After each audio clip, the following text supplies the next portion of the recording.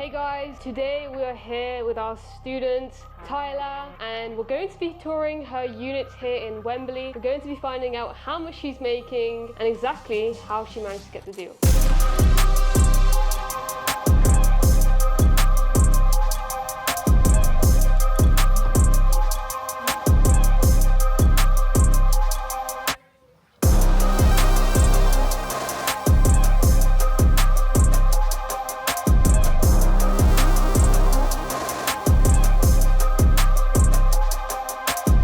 So Tyler, do you want to reveal why you decided to choose this property out of all the other properties in London? So this is a 4-bed property based in Wembley. It's 2 bathrooms. It was empty for a while, so I spotted the opportunity because that means he's open to negotiations. This property caught my eye because it had just recently been renovated. All the walls were painted. There was new flooring, new carpet. How did you find this landlord? It's direct to landlord. I got this deal and it was through one of my close friends. He actually knew a landlord, and from me telling my friend about my business and me wanting to get into property, he actually connected me with someone. Okay. So this landlord is actually a really good landlord that I managed to find. He has a portfolio of properties and he's happy with me. He's happy with what I've done with the property, and he's open to giving me more properties once I'm ready to expand my portfolio. That's a really good thing that you did. I know a lot of people are very scared to reach out to their friends and let them know, hey, I've just started this business. But instead, you're using your contact list as a money list. You're reaching out to all your friends, you're letting them know exactly what you're doing. How did you pitch this to your friend in order for him to recommend you to someone? He trusted me because he knew that I had a background in both real estate and entrepreneurship. So that's how he actually ended up recommending me, speaking highly of me to this person. So when I reached out to landlord, he kind of already had a report of me, knew that I was an estate agent. He already trusted me from the jump out. Did you say that you do real estate? Did you say that you do service accommodation? Yeah, so I actually said I do service accommodation, but I have experience in the real estate industry. And then when you spoke to the landlord initially, was he happy to move forward from you like that, or did it require a bit of convincing?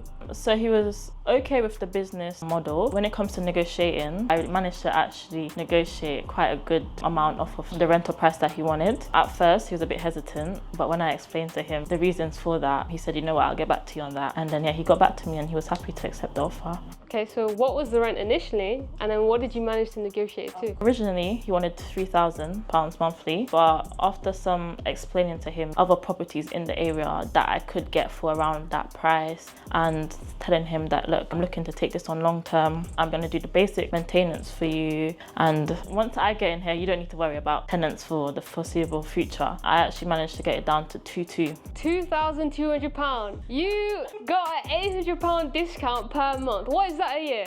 £800 times 12, £9,600 discount. Yeah. So you managed to negotiate nearly a £10,000 discount off this property. What do you feel like? No, it feels great. Like the fact that that money can now go towards another deal. Yes. Is £10,000 is a lot. You know, usually it takes 5k on average to furnish a deal. So you've got £10,000 that you've just saved from this property. So well done.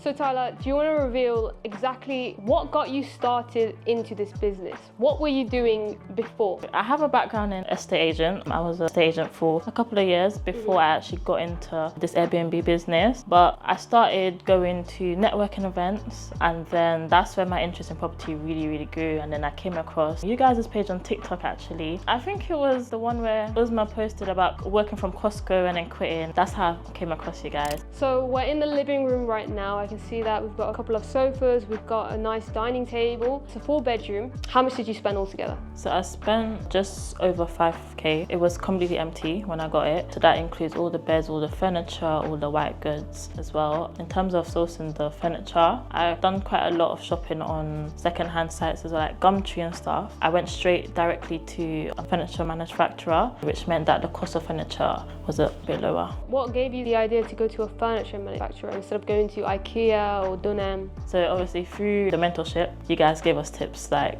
going straight to the warehouse. Okay, so you mentioned that you spent over £5,000 on this unit alone. That is quite a lot of money. So when you were spending this money, how did you feel? Were you getting regrets? Were you feeling like, no, I know what this money is going to be used for, it's going to work? How did you feel? I definitely wasn't regretting it because I had worked hard to like save up quite a lot for the property, and I know that over time I would make back the money spent on the furniture and all the expenses. It was actually a rewarding feeling going out there. It was actually quite a nice feeling shopping, you know, putting different ideas together. So while you were swiping your card in all these different shops, you weren't scared. You believed in what this money is going to be used for, and you knew that, okay, you putting this risk in now, it's a calculated risk. It's not something where you're gambling in. This is actually going to be making you more money after you put this initial investment in. Did you have any money to spend for deposit, or did you manage to negotiate when it came to the terms with the landlord? Of course, so deposit was only 4 weeks rent. Negotiations with the landlord, he actually gave us about a good 3-4 weeks rent free. We used it to wallpaper, decorate, and start ordering things that we need to order. Okay, do you want to explain to everyone what exactly is a rent-free period? Yeah, so the rent-free period is the landlord basically hands you the keys before the tenancy agreement starts. You can start bringing in furniture, you can start decorating,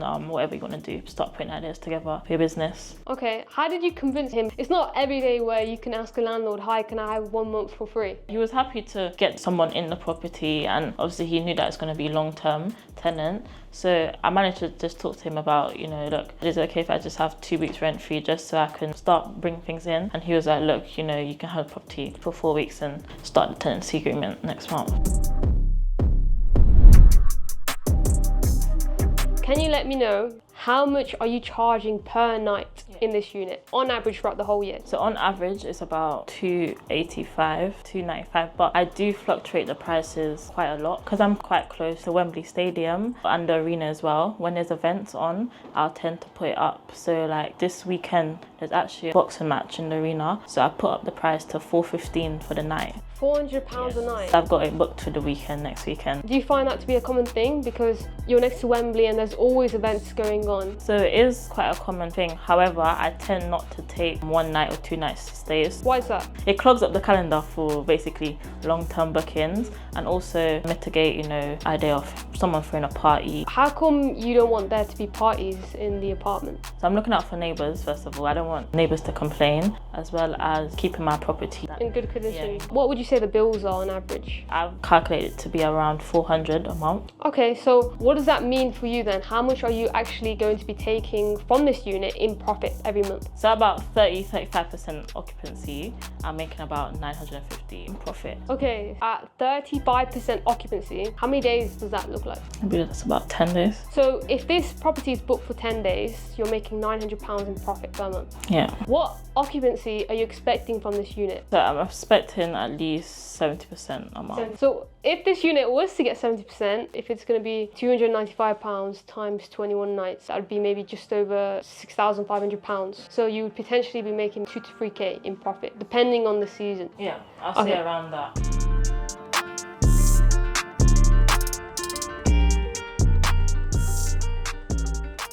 So what bookings have you received so far? What type of guests are coming to stay in this property? So far I've received the leisure bookings. So they're traveling from abroad, but they're working from home. So I guess it's kind of working professionals mixed with leisure. How have you found having your first set of customers? It was great. My first customer, I remember, they came for leisure at O2 Arena, and I think he must have booked the same night that I put the property live. So I was actually quite surprised. I was like, wow, okay. That's when you knew it was real. Yeah, that's when I knew it was real. I was like, okay. When I saw that notification, I was like, okay, and now it's real. But they were great. They left the property in like, you couldn't even tell someone was here. They followed all the checkout instructions and stuff like that. They were really good. It was a family as well. Have you ever had nightmare guests? The ones that you hear online, like, oh, this guest trashed my whole property, I have to pay tens of thousands of pounds. Thankfully, no. And I hope I don't experience anything. But I have put a couple things in just to kind of mitigate that. One of the things is that I would ask for deposit. How much deposit? £200 deposit. So if someone did have any plans to trash a property, I think they'll kind of not want to do it. I also have cameras. So I have cameras at the front door so I can see who's coming in and who's coming out.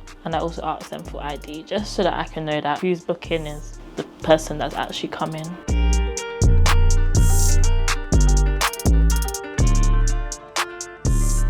I have a question for you, and that is, if you didn't get educated, where do you think you would have made a big mistake? So I definitely say numbers. So doing my numbers, calculating expenses, revenue, profit, I would have probably slipped on that, not realizing how much actually goes into taking on an Airbnb, as well as looking for targeting your audience, making sure that that location matches your target audience. I learned a lot from that, from the models. Okay, so you just said that they're regenerating Wembley and there's going to be a lot of contractors.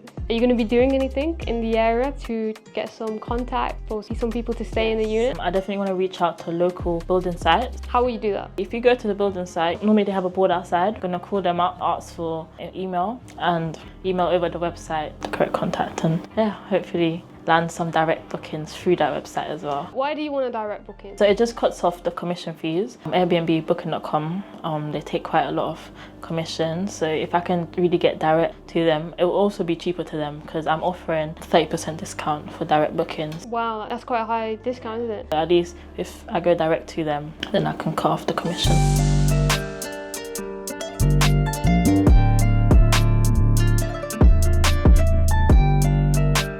So Tyler, I can see in this living room a nice printed booklet with your branding on it and your phone number and your email. Can you tell me more about this? So I thought it was a good idea to just have like a manual. Not only does it show you how to operate the property, let's say the heating, the bath and stuff like that, but I also put contact details, so you might have people from outside of England traveling. So yeah, just put emergency numbers, local rental companies if they want to hire a car, what apps we use for cabs. So I put like Uber. I also added transport links, how to get to the local bus stop, how to get to the local train station, as well as your local attraction. So if you just lay it to here.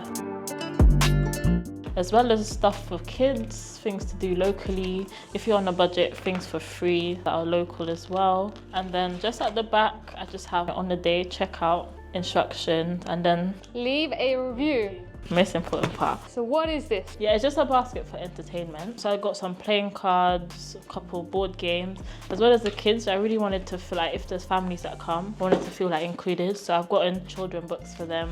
Okay. And yeah, just to make them feel more at home. That's really good. So you've got 5-second rule mini game, you've got cards, and you also have here brain box. What was the reason why you wanted to put this in your property? It's just to appeal to different people, like just for entertainment purposes. Not all the time you're going to want to watch TV. Children's books are there for kids, just to feel a bit more at home, you know. They might be traveling, they forgot their bedtime story at home, as well as the board games, the card games. Who doesn't like a bit of entertainment at night? Okay, so Airbnb, they actually have a full list of amenities that us as hosts can tick that we have. And this is an extra amenity that you can tick on there. So that means you're appealing to a wider audience, because if a guest is looking for a property and they want a property with board games in, and that is an actual amenity on Airbnb, you'll be one of the properties that show up. And if there's any other properties near you and they don't have any board games, they won't show up if the guest is looking for that. So I think you've done a very good job there.